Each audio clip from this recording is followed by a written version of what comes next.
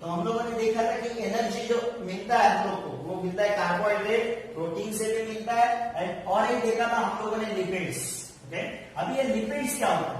ये लिपिड्स है एक सब्सटेंस होता है जो स्पेसिफिक केमिकल बॉन्ड से फॉर्म होता है, specific chemical bond between fatty acid and alcohol. Lipid कैसे बनता है? लिपिड बनता है specific chemical bond between fatty acid and alcohol से क्या बनता है? लिपिड्स। यानी अगर लिपिड्स अगर ब्रेक होता है तो हम लोग को क्या मिलेगा? फैटी एसिड एंड अल्कोहल, इन दोनों से लिपिड बनता है। इसको ब्रेक करेंगे तो फैटी एसिड एंड अल्कोहल। हम लोगों ने देखा था एक चार्ट में, जब लिपिड का किसमें कन्वर्जन हुआ था? फैटी एसिड, और बाद में एसिडाइल कोएंजाइम ए और energy crate cycle and energy बना। ओके, तो lipids fatty acid and alcohol के बीच में एक स्पेसिफिक केमिकल बॉन्ड होने से लिपिड्स बनता है।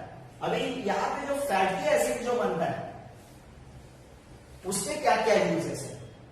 तो आपको टेक्स्ट बुक में है ये पार्ट्स लिपिड्स का, उसमें फैटी एसिड के यूजेस दिए। फैटी एसिड के यूजेस है अल्टीमेटली किसके यूजेस? लिपिड्स के।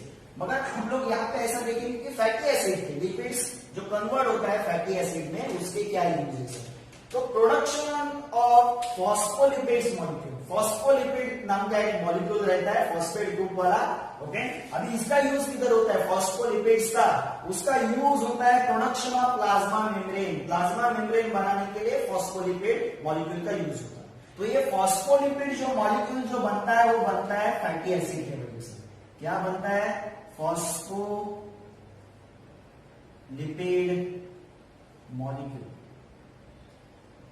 फैटी एसिड की वजह से क्या बनता है? Phospholipid molecule. इसका यूज किधर होता है? किधर? प्रोडक्शन ऑफ प्लाज्मा मेम्ब्रेन के लिए इसका यूज होता है।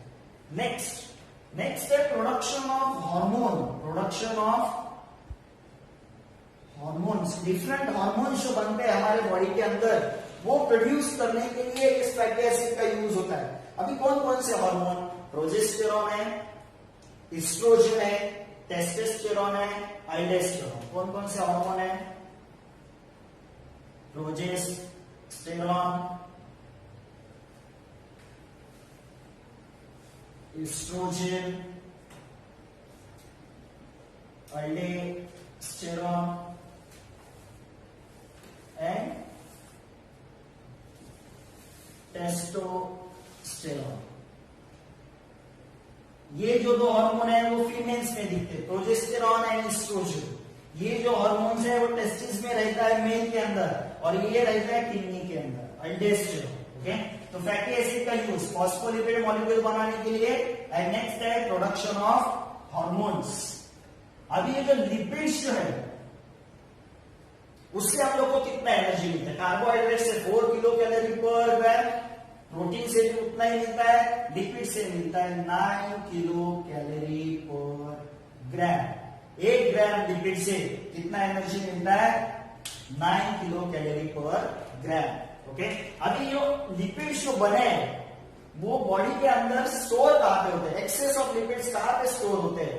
तो वो स्टोर होते हैं, हम लोग बोल सकते हैं फैट्स। बॉडी के अंदर फैट्स होते हैं, उसको बोला जाता है adipose. Adipose connective tissues, adipose fats के अंदर ये लिपिड्स स्टोर होते हैं। ओके, तो जब भी हम लोग फास्टिंग करते हैं तो देखो हम लोग का फैट्स कम होता है। बॉडी हम लोग का थोड़ा जो फैट पर्सन होता है जब फास्टिंग करता है बहुत दिनों के लिए, तो उसका देखो फैट्स कम होता जाता है, उसका जो चर्बी रहता है वो थोड़ा ऐसा कम होता जाता है, वो थोड़ा थीन दिखने लगता है। क्यों? क्योंकि ये एडिपोज कनेक्टिव टिश्यू जिसमें क्या स्टोर है? लिपिड। ये लिपिड ब्रेक होके फैटी एसिड से हम लोग को एनर्जी देता जाता है। तो जितना ये फैटी लिपिड्स ब्रेक होगा फैटी एसिड में, जितना हम लोग एनर्जी कंज्यूम करते जाएंगे उतना वो लिपिड्स कम होता जाएगा, यानी फैट्स क्या होता जाएगा? कम। तो ये देखा हम लोगों ने लिपिड्स किससे बनता है? Specific chemical bond between fatty acid and alcohol, उससे बनता है लिपिड्स। लिपिड्स से हम लोग को कितना एनर्जी मिलता है? 9 किलो कैलोरी पर ग्राम। अभी लिपिड्स का जो पार्ट है फैटी एसिड, ब्रेक होने के बाद जो फैटी एसिड बनता है उसका यूज किधर होता है? तो फर्स्ट यूज है उसका फॉस्फोलिपिड मॉलिक्यूल बनाने के लिए। इस फॉस्फोलिपिड मॉलिक्यूल का यूज होता है प्लाज्मा मेम्ब्रेन बनाने के लिए। और सेकेंड यूज इंपॉर्टेंट है प्रोडक्शन ऑफ हार्मोन्स। कौन कौन से हार्मोन्स बनाता है? प्रोजेस्टेरॉन, एस्ट्रोजन, ये फीमेल में होते हैं, अल्डोस्टेरॉन किडनी में होता है, और ये टेस्टोस्टेरॉन ओके जो मेल में होता है। नेक्स्ट हम लोग का कंसेप्ट है विटामिन। अभी कौन कौन से विटामिन होते हैं? तो विटामिन होते हैं ए, बी, सी, डी, ई, के, A B C D E के।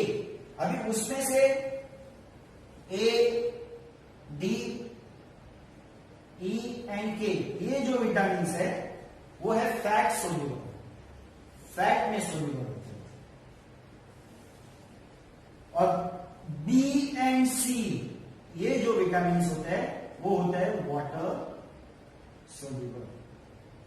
विटामिन करके एक छोटा सा टॉपिक है आपके टेक्स्ट बुक में, कौन से विटामिन होते हैं? A B C D E के। उसमें से ए डी ई के एडेक, इसको आप ऐसे याद रख सकते हो, एडेक ये होता है फैट में सोल्यूबल, वाटर में सोल्यूबल नहीं। एंड बी एंड सी ये जो विटामिन है वो वाटर सोल्यूबल है। अभी विटामिन यानी क्या? विटामिन की क्यों जरूरत होती है? विटामिन यानी क्या? A group of heterogeneous compound. Heterogeneous यानी क्या? अलग अलग कंपाउंड, सेम कंपाउंड में अलग अलग कंपाउंड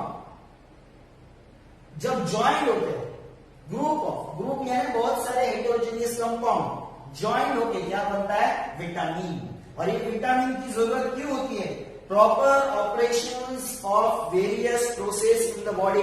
बॉडी के अंदर जो डिफरेंट बायोलॉजिकल प्रोसेस होते हैं ओके वो प्रोसेस होने के लिए, डिफरेंट जो प्रोसेस बॉडी के अंदर होते हैं वो प्रोसेस ठीक से होने के लिए इन विटामिन की जरूरत होती है। विटामिन क्या होता है?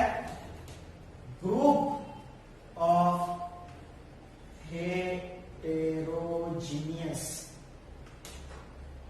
Compound, group of heterogeneous compound. इस विटामिन की जरूरत होती है प्रॉपर प्रोसेस होने के लिए, बॉडी के अंदर डिफरेंट प्रोसेस प्रॉपर तरीके से होने के लिए ओके। विटामिन के टाइप्स देखे हम लोगों ने, ए बी सी डी के। एडेक जो है ए डी ई के फैट सोल्यूबल है, बी एंड सी क्या है? Water soluble okay. अभी और एक हम लोगों ने देखा था इसमें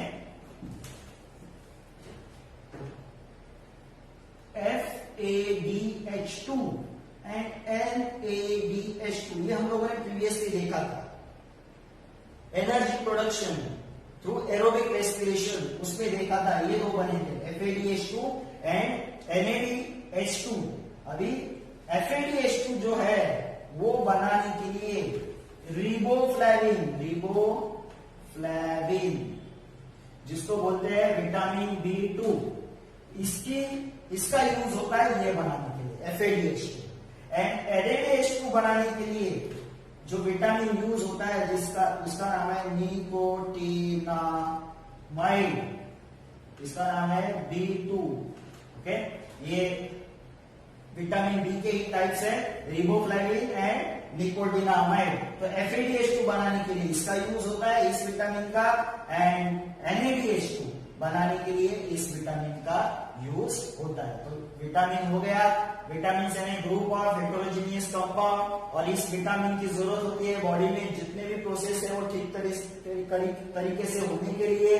विटामिन के टाइप देखे हम लोगों ने, A B C D E के ओके। उसमें से ए D E K ADEK fat soluble, B and C water soluble okay. And ये जो हम लोगों ने एंजाइम जो बने थे एरोबिक रेस्पिरेशंस में, FADH2 flavin adenine dinucleotide and nicotinamide adenine dinucleotide, ये दोनों बनाने के लिए इस विटामिन की जरूरत होती है रिबोफ्लाविन, और ये बनाने के लिए निकोटिनामाइड ये विटामिन की जरूरत होती है।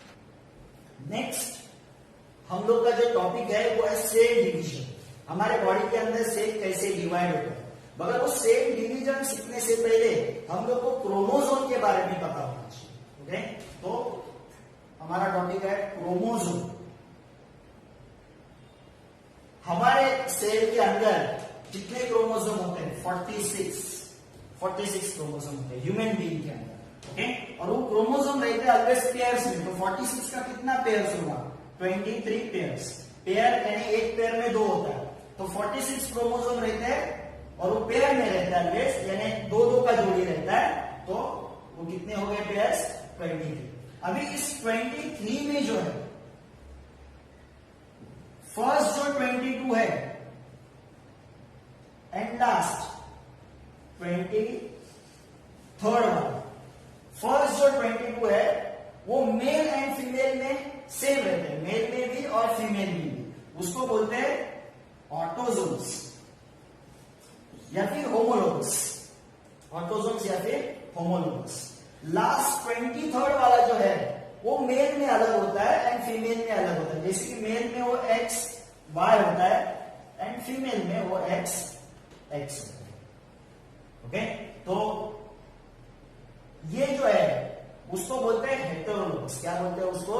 हेटेरोलोगस, या फिर उसको सेक्स क्रोमोसोम बोलते हैं, क्योंकि ये डिसाइड करता है कि जो नया जो लिविंग ऑर्गेनिज्म फॉर्म होगा वो कौन होगा, जो चाइल्ड फॉर्म होगा वो कौन होगा, वो गर्ल होगा या फिर बॉय होगा। ओके, तो क्रोमोसोम कितने रहते हैं? 46 पेयर में रहते हैं, इसके लिए 23 पेयर्स, उसमें से 22 ऑटोजोम्स। लास्ट वाला थर्ड है, ओके, वो ये जो है उसको हम लोग बोल सकते हैं कि ये हेटेरोलोगस है। ओके, हेटेरोलोगस है। ओके, ये होमोलोगस है, सेम है, इसको हम लोग हेटेरोलोगस बोल सकते हैं, या फिर इसको एक नाम है सेक्स क्रोमोसोम्स। ओके, तो ये क्रोमोसोम। अभी ये क्रोमोसोम का स्ट्रक्चर अगर हम लोग देखेंगे,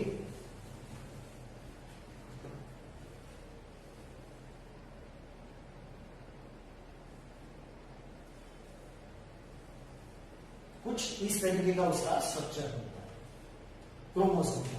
ये जो अपर आर्म रहता है उसको बोलते हैं पी आर्म, ये जो लोअर रहता है उसको बोलते हैं क्यू आर्म। ये जो बीच में जहां पे ये अटैच है, ये देखो ये पॉइंट, उसको बोलते हैं सेंट्रोमियर, सेंट्रोमियर। ओके, ये है क्रोमोसोम जिसके दो आर्म्स है, पी आर्म्स, क्यू आर्म्स और सेंट्रोमियर। अभी ये क्रोमोसोम कैसे बनते हैं? जैसे कि हम लोग के बॉडी का सेल है, सेल के अंदर ये सपोज सेल है, सेल के अंदर न्यूक्लियस, न्यूक्लियस के अंदर क्रोमोसोम रहता है। क्रोमोसोम कैसे बनता है?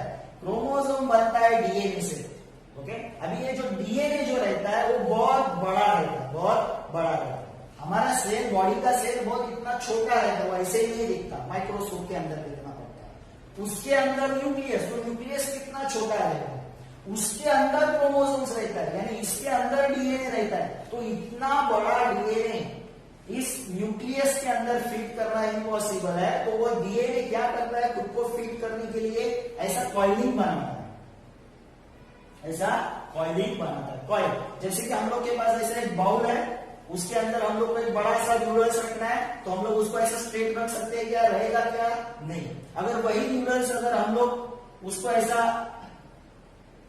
कॉइल करके रखेंगे तो बराबर रहेगा। वैसे ही हमारे इस न्यूक्लियस में, सेल के न्यूक्लियस में जो डीएनए है वो कॉइलिंग करता है, कॉइलिंग करता है और छोटा सा स्ट्रक्चर बनाता है। जब वो कॉइलिंग करता है तब वो क्रोमोसोम हो जाता है। क्या हो जाता है? क्रोमोसोम, कॉइलिंग फॉर्म में। ऐसा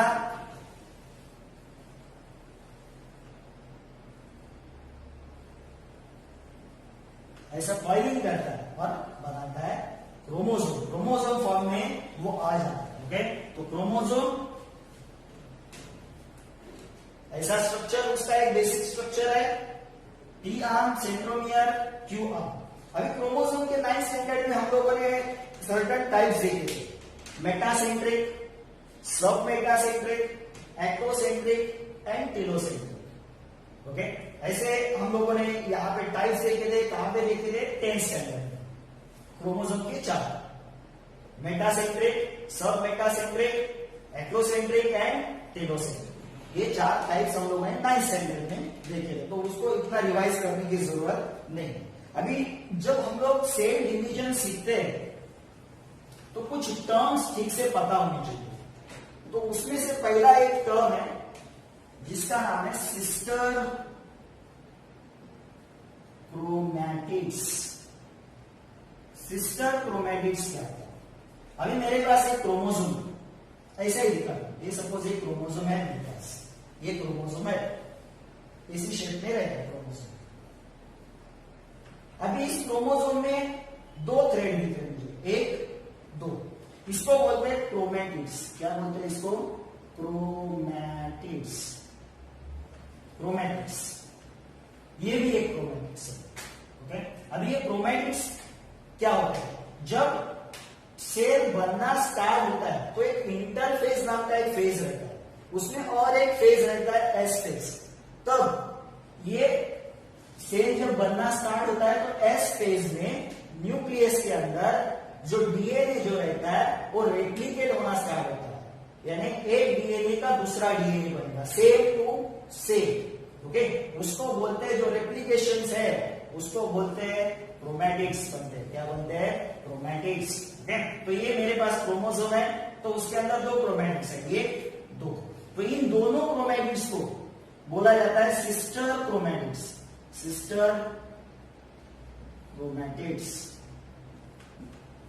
एक ही क्रोमोसोम के सेम, इसका ये रेप्लिका है, ये मेरे पास है, ये एक है और ये दूसरा हो गया, इसका ये रेप्लिका या फिर इसका ये रेप्लिका हो गया, सेम टू सेम है, तो इसको बोला जाता है सिस्टर क्रोमैटिड्स। ओके, तो सिस्टर क्रोमैटिड्स क्या होता है? Identical copies of chromatids. इस क्रोमैटिड का, इसको बोला जाता है क्रोमैटिड्स, इस क्रोमैटिड का identical copy, same to same copy. ये कब बनता है? डीएनए रेप्लिकेशन, इंटरफेस में। इंटरफेस में जब डीएनए का रेप्लिकेशन होता है तब ये सेम कॉपी बनता है क्रोमोसोम के क्रोमैटिड्स का, उसको बोलते हैं सिस्टर क्रोमैटिड्स। और ये दोनों सिस्टर क्रोमैटिड्स एक ही सेंट्रोमियर से ज्वाइन होते हैं, इसको क्या बोलते हैं? सेंट्रोमियर। एक ही सेंट्रोमियर से ये दोनों क्रोमैटिड्स ज्वाइन होते हैं, तो इसको सेंटर, एक ही क्रोमोसोम के दो जो क्रोमैटिड्स है उसको बोलते हैं सिस्टर क्रोमैटिड्स। नेक्स्ट है non sister chromatids. Non sister chromatids क्या होता है? अभी मेरे पास सपोज दो क्रोमोसोम है, एक क्रोमोसोम, एक क्रोमोसोम। ओके, ये दोनों होमोलोगस क्रोमोसोम है। कौन से क्रोमोसोम है? होमोलोगस। होमोलोगस यानी क्या? सेम क्रोमोसोम, मगर एक मदर का है और एक फादर का। ओके, सेल के अंदर, न्यूक्लियस के अंदर जो क्रोमोसोम रहते हैं मदर एंड फादर के, बहुत सारे ऐसे कितने क्रोमोसोम है? फर्स्ट 22 क्रोमोसोम जो है वो सेम रहता है, मदर में भी फादर में भी। उस 22 में से ये मेरे पास क्रोमोसोम है, क्रोमोसोम का पेयर है।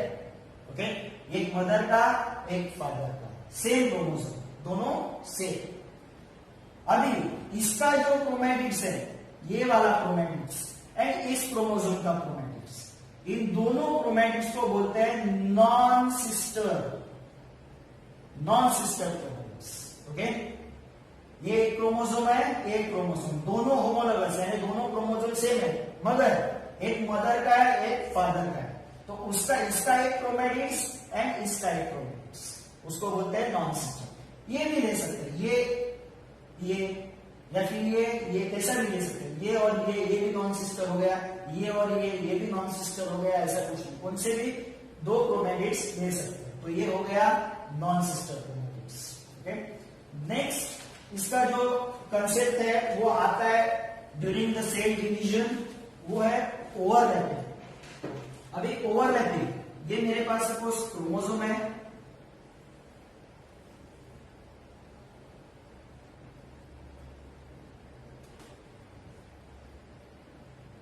ये सपोज मदर का है और एक मेरे पास क्रोमोसोम है,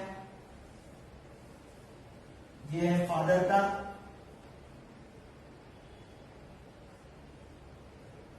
ये ओवरलैपिंग होता है मियोसिस में, माइटोसिस में नहीं होता, मियोसिस में। ओवरलैपिंग यानी क्या? ओवरलैपिंग में क्या होता है? हम लोग बोलते हैं कि हम लोग के जितने भी कैरेक्टर्स है मदर एंड फादर के, वो एक्सचेंज होते हैं। ओके, और इधर आते हैं, नेक्स्ट जनरेशन में आते हैं, तो ये जेनेटिक कैरेक्टर एक्सचेंज कब होता है? क्रॉसिंग में, क्रॉसिंग, या फिर उसको बोलते हैं ओवरलैपिंग ऑफ क्रोमोसोम।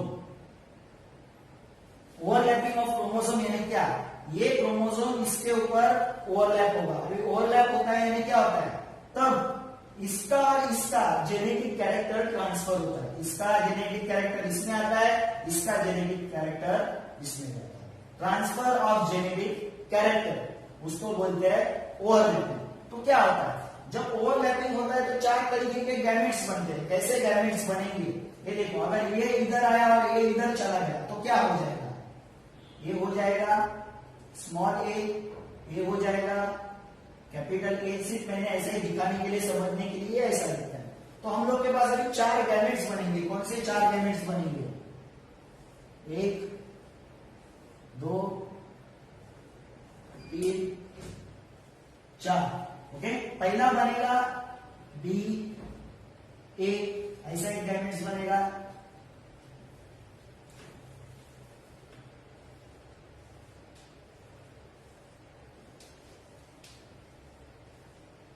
पहला बनेगा डी ए, दूसरा बनेगा डी स्मॉल ए, बाद में बनेगा स्मॉल बी कैपिटल ए, और 4 अलग टाइप के गैमेट्स बनते हैं। ये कब होता है, जब क्रॉसिंग होता है, ओवरलैपिंग होता है between 2 chromosome, mother and father के। होमोलोगस क्रोमोसोम में क्या होता है, क्रॉसिंग होता है, ओवरलैपिंग होता है और जेनेटिक कैरेक्टर एक्सचेंज होता है। तब ऐसे 4 तरीके के गैमेट्स बनते हैं, अलग अलग तरीके के। ओके, तो ये हो गया ओवरलैपिंग या फिर क्रॉसिंग। तो ये सब terms, sister chromatid, non sister chromatid, crossing, ये हम लोग सेल डिवीजन में सीखेंगे।